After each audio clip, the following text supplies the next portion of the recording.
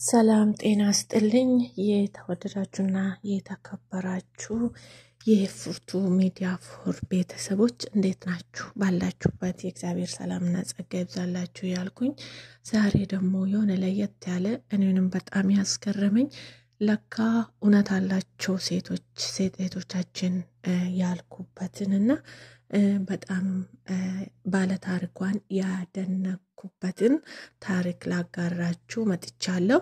እንግዲህ እንደምታውቀው እዚህ ሚዲያ ላይ ማለት ከቤተክርስቲያን መንፈሳዊ እንትን ነው የሚተላለፈው።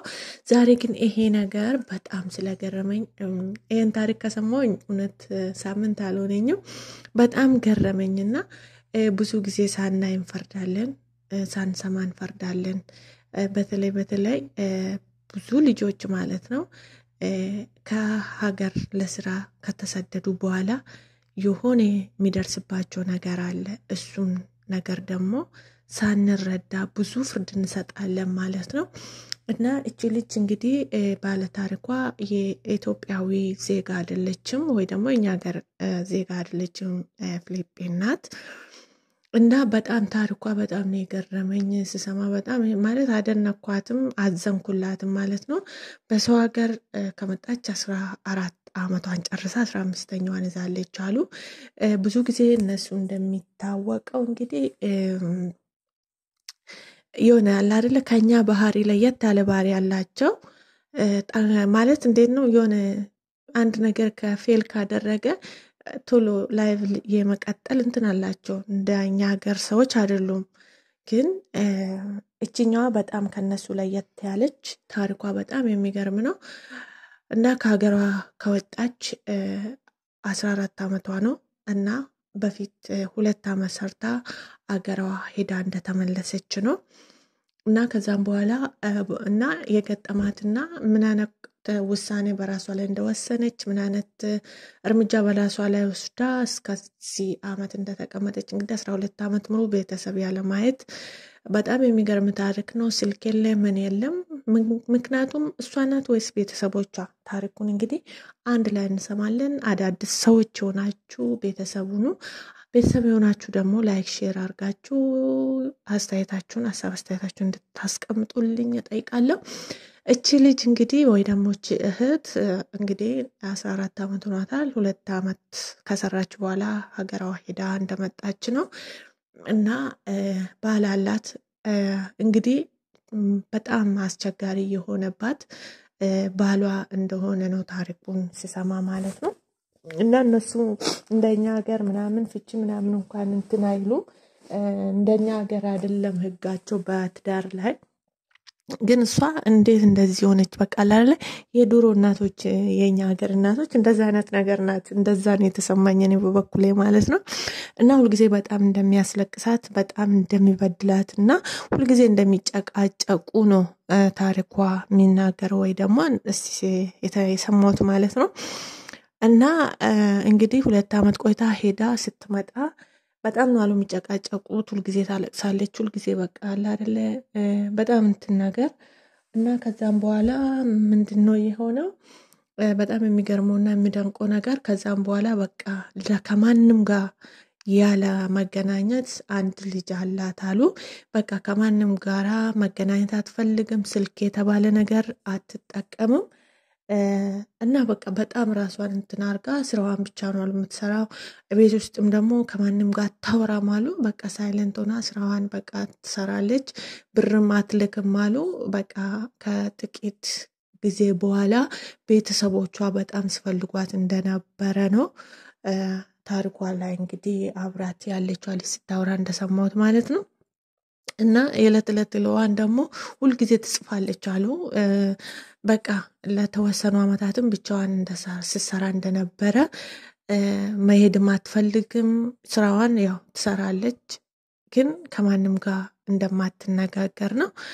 ከዛም በኋላ ስራም እየጨመረ ቤታቸው ያለችበት ቤትም ቤተሰብ እየተጨመረ ሲመጣ ሰራተኛ ጨመሩላት። እና ሴትየዋ ትሄጃለሽ ብላ ስጠይቃት አልሄድም ነው አሉ የምትለው።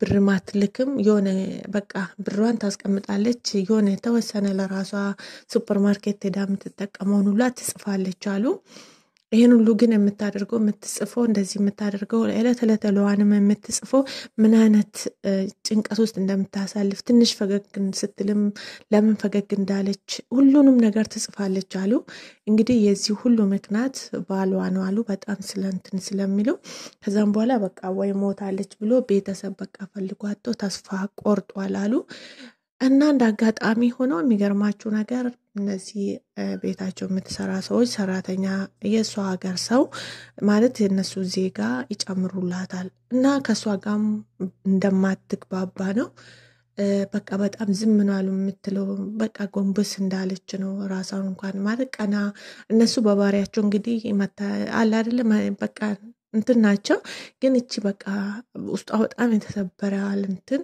ከዛም በኋላ ሁሉ ጊዜ ደግሞ ትጽፋለች የምትጽፈውን ነገር ደግሞ ትደብቃለች አለች እንግዲህ ልጅቷ እና አንድ ቀን እንዳጋጣሚ ሆኖ እየጻፈች ያለች ተጠራ እዛው ወርውራ እንግዲህ ያው ታቃላችሁ ስጣሩ እንዴት እንደሚያስቸኩሉ ወረቀቱን እዛው ወርውራ ትሄዳለች እንዳጋጣሚ ሆኖ እዛው ስትቆይ ጊዜ ልጅቷ ያለው ነገር ሁሉ ታነባለች ከመጀመሪያ አንስታ ፎቶ ያነሳች ከዛ በኋላ ላይ በተረጋጋ ለካ ታርኳ ማለት ስትፈለግ በሚዲያ ላይ በፌስቡክ ምናምን ፎቶዋ ፖስት ሲደረግ ምናምን ትዛለቻት ማለት ነው እና ከዛም በኋላ ቀስ እያለች ቀረበቻትና ልታናግራት ሞከረች ማለት ነው እና በቃ እሷንም አለ አይደል የሆነ የሌላ ሀገርና የሌላ ሀገር ዜጋ ራሱ ይስማማል አይደል እሷ ግን ከሷ ጋር እንደማታወራ ማውራትም እንደማትፈልግ ነው ልጅቷ የተናገረችው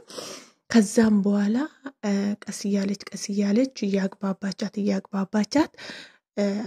እና በቃ ሁሉንም ታሪክ ነገረቻት ልጅቷ ቤት እናትሽ በጣም ትፈልግሻለች እናትሽ በጣም ታማለች ባንቺ መጥፋት ልጅሽ እንደዛው ባልሽ እንኳን ሲፈልግሽ ነበር ምናምን ብዬ ከዛ በቃ ራሷን አለው እንድትል አደረኳት አለች እናትየዋ ድምጿን ሲሰማ በቃ በድንጋጤ እንደታመሙ ነው እንደገና እና ስለ ሁሉ ነገር ፈጣሪ ይመስገን እንግዲህ ከዛ ሁሉ ውስጥ አልፋ ከዛ ሁሉ ጭንቀት ታሪኳ ምናምን ብሯን እንዳለ ይዛምን ብላ ወደ ሀገሯ ለመሳፈር እንኳን እንደወሰነች ነው የሰማሁት በዚህ ሳምንት ውስጥ ነው ይህንን ታሪክ የሰማሁት ማለት ነው እንግዲህ ላጋራችሁ የፈለኩበት ምክንያት እውነት ለመናገር ብዙ ጊዜ እህቶቻችን ከአገር ባልም ኖሯቸው መጥቶ እንዲሁም ደግሞ ሳይኖራቸው የሚመጡና ብዙ ጊዜ የሌላ ሀገር ዜጋ ሲያገቡና ያለን በተለይ በቲክቶክ መንደር ላይ በጣም ይሰደባሉ ምን ይላሉ እና አንዳንዴ ሆነን ለመናገር እኔ የተረዳውን ነገር ቢኖር ሳናይ እንፈርዳለን ሳናይ ነው ብዙ ነገር የምንናገረው ማለት ነው ለካ እንደዚህ አይነት ጭንቀት ማለት አለ ተስፋ አስቆራጭ ነገር ሲኖር ነው ወጥቶ ይሆናል አይደል የሆነ ታይም ላይ ራሳቸው ጭንቀቱን መቆጣጠር ሲያቅታቸው ሲደክማቸው ብቸኝነት አለ ብዙ ነገር እዚህ ጋር ስራ አለ ብዙ ነገር ከዚህ ውስጥ ነው ድንገት ሄዶ እንደዛ አይነት ነገር ውስጥ ይገቡና መውጣት ደግሞ ከባድ ይሆናል ማለት ነው እና ወዶ ሳይሆን አለ አይደል በቃ የሆነ ማለት በተናደዱበት ሰዓት ይሆናል አይደል በቃ እንደዚህ ለመሆን ነው ለማለት ይገቡና ከዛም በኋላ መውጣት ያቅታቸዋል ማለት ነው እውነት በጣም ያዛዝናልና እና ባለታሪኳ እንግዲህ እንደዚህ ስልኳን ዘግታም ብላ ጠፍታ እንግዲህ ወደ ሀገሯ ልትሄድ እንደወሰነች ነው በጣም የሚገርም ነው እና ለማንኛውም ማለት ነው እህቶቼ እንደዚህ አይነት ታሪክም አለ ብዙ ጊዜ ቤተሰብ ሲያስከፋን በተለያየ ነገር ስንከፋ ቶሎ ብለን የማንወጣበት ነገር ውስጥ መግባት የለብንም መታገስ ደግሞ ለሁሉም ነገር ዋጋ አለው ትግስት ብዙ ዋጋ ያስከፍለናል ፍሬው ግን ካለፈ በኋላ በጣም ጣፋጭ ደስታ የሚሰጥ በቃ በሁሉም ነገር የተሟላ ይሆናልና በተቻለን መጠን ትግስተኛ በአንድ ነገር አንድ ችግር ሲያጋጥመን ቶሎ ከመወሰን የሆነ ቀስ ብለን የመወሰን ነገርን ማሰብ አለብን አላል ቶሎ ብለን በቃ እንደዚህ አይነት ነገር ከገቡ በኋላ መጸጸቱ ብዙ ሰዎች ስላሉ ማለት ነው። እና በአጠቃላይ እኔ እህቶቻችን እንደዚህ አይነት ነገር ውስጥ ቶሎ ብሎ ለስራ ይወጡና ለስራ ይመጡና እንደዚህ አይነት ነገር ውስጥ የሚገቡት ወዶ እንዳልሆነ ነው በዚህ ታሪክ ላይ የተረዳሁት። ቢሆንም ደግሞ እንግዲህ ታግሰን ሁሉንም ነገር ማለፍ አለብን። ማንንም ሰው ከታገሰ የማያልፍ ነገር የለምና ትግስት ካለን ማለት ነው። ትግስት ለሁሉም ነገር ዋጋ ቢያስከፍለንም መጨረሻው ግን የጣፈጠ ሐሳብ የሌለበት ጭንቀት የሌለበት ሐዘን የሌለበት ደስታ እና በቃ የተመቻቸ ነገር እንደሚሆን አውቃለሁ። ስለዚህ ዋጋ የሚያስከፍለን ነገር ሁሉ ጥሩ ነው መጨረሻው። መጀመሪያው ደግሞ የሆነ ሄደን በስተት የሆነ ነገር ውስጥ ከገባን በኋላ መውጣቱ በጣም ከባድም ችግርም ነውና በዚህ አጋጣሚ ቤተሰቦችም ብዙ ጊዜ ማለት በሰው ሀገር ላይ ስራ ነው ብዙ ነገር አለ። በቃ ጥንቃቄ ያስፈልጋል። እና እቺ ልጅ አሁን እንግዲህ እንዳጋጣሚ ሆና የሌላ ሀገር ሰው ቢመጣ ኖሮስ የሚል ጥያቄ ፈጠረብኝ እኔ ማለት ነው። እንደሷ ሀገር የሷን ቋንቋ የሷን ጽሑፍ የማታቅ ብትሆን ምን እንደሚፈጠር ስንት አመት እዛ ትቆያለች እንዴትስ ትሆናለች የሚለው በእውነት በውስጤ ብሯንስ ምን ታደርጋለች የደከመችበት ወይ ለልጇ አልሆነ ወይ ለእናቷ አልሆነም ወይ ለራሷ አልሆነም። በጣም ነው የገረመኝ። የሚገርመው ነገር እያንዳንዱን ነገር ሱቅ ሄዳ የሆነ ነገር ከገዛች ትጽፋለች አሉ በምን ቀን በምን ወር ውስጥ እንዳወጣች ሁሉ እንደዛ ነው የምትጽፈው። እና በጣም ነው የገረመኝ።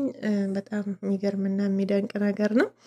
ስለሁሉ ነገር እግዚአብሔር መልካም ነው እና መታገስ ዋጋ አለው፣ ዋጋም ያስከፍላል። መጨረሻውም ደግሞ ያማረና የተሟላ ይሆናልና ባላችሁበት ትግስት እግዚአብሔር ይስጣችሁ። እግዚአብሔር ትግስቱን ይስጠን። ሁሉንም ነገር በትግስት እንድናሳልፍ እግዚአብሔር ጸጋውን ያብዛልን እላለሁ። እንግዲህ የዛሬው ታሪክ ይሄንን ይመስላል። ወዳችሁ ፈቅዳችሁ ስለተከታተላችሁኝ በጣም አመሰግናለሁ። እግዚአብሔር ፍቃዱ ነው ሌላ ጊዜ በሌላ ፕሮግራም እስክንገናኝ ደግሞ እግዚአብሔር በተለያየ ሀገር ተበታትኖ ላሉ ለህዝባችን ሰላሙን ያብዛ፣ ለሀገራችን እግዚአብሔር ሰላሙን ያብዛ እና ሐሳብ አስተያየታችሁን አስቀምጡልኝ። ይሄንን ታሪክ እግዚአብሔር ፍቃድ ከሆነ በሌላ ጊዜ እስቲ ምን ላይ እንደደረሰች ስለምንገናኝ ከነዛ ቤተሰቦች ጋር እግዚአብሔር ከፈቀደ ምን ላይ እንደደረሰች እውነትም ሄዳ ይሁን የምለውን የሆነ ታይም ላይ የተወሰነ ቦታ ጊዜ ላይ ስለሚገናኙ ቤተሰብ እንዳለ ስለሚገናኝ እዛ ቦታ ላይ ከተገኘውን እና ሁኔታው መጨረሻውን እኔ ራሴ እውነት ሄደች እንዴት ነው የምለውን ሄዳስ ያባሏ ምን አላት የምለውን ለመስማትና ለማወቅ እኔ ራሴ በጣም ጓጉቻለሁ ማለት ነው። እና ስለሁሉ ነገር ደግሞ እግዚአብሔር መልካም ነው። ሁሉም ነገር ያልፋል።